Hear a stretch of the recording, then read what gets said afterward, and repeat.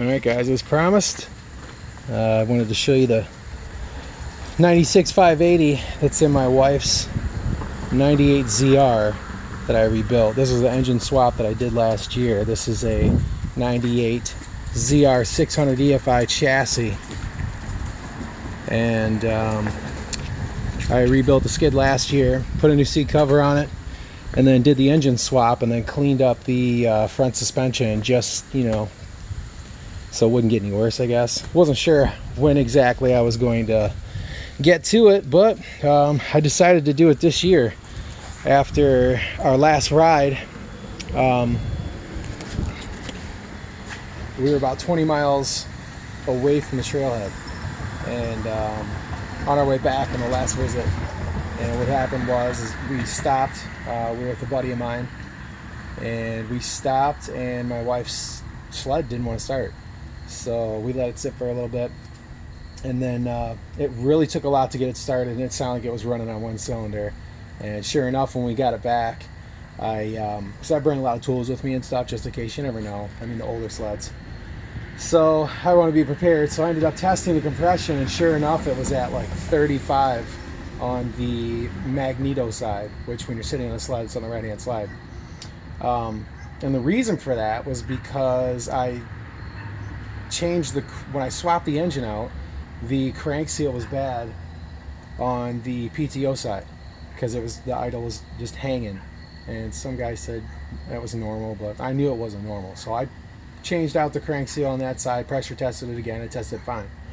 Well, I should have changed out the magneto side, because it ended up going. And I put about another 550 miles on the engine before it went, or before I found out. So, but yeah, so I pulled the engine and just went through it, and I started powder coating.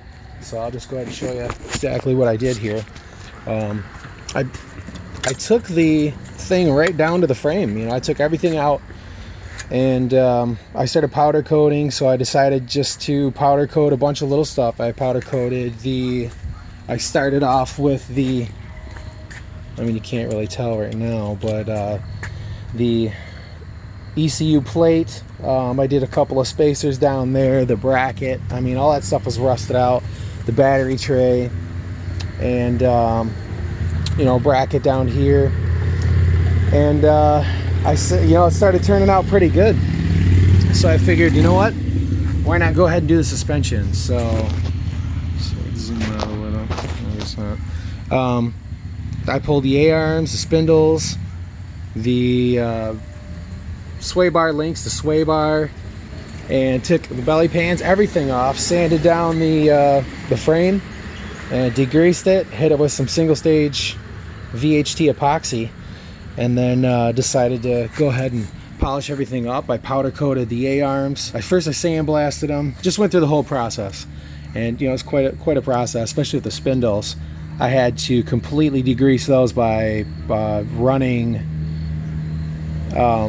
parts cleaner fluid through them over and over, and then I had to bake them quite a few times to get all the grease out of it, and make sure that they were not going to pull anything out, or anything was going to ooze or even just come to the surface in the process of powder coating. So, but yeah, it turned out pretty good. I ended up getting new bolts for everything. The sway bar links, these little linkages right here, they're double heim joints is what they are. Solid, they're fixed double heim joints. Well, those look pretty nasty, so I tried it out. I sandblasted them and hit them with some super chrome, and that turned out excellent. So I'm really happy with the results of the powder coating. I hit the springs. The springs were chipping a bunch, so were these ski saddles. And yeah, I went and hit a bunch of stuff. I even did the motor mounts, hit those with super chrome, and just cleaned up I ended up splitting the case, put new gaskets in, put a set of Pro X pistons in, and I ended up getting some bicarbonate of soda and blasted the intake manifold there. And yeah, it turned out pretty good. So I put VHT flame proof on the exhaust and cycled it already, and it's running awesome. So I'm pretty happy with it. Obviously the tunnel's not in the best shape, but I mean overall, yeah, I'm pretty happy with the whole thing.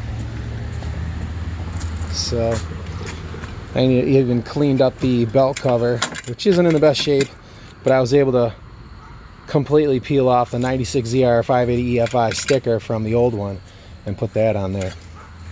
And so yeah, it turned out pretty good. So I am pretty happy with it. I'll just give it a quick start up.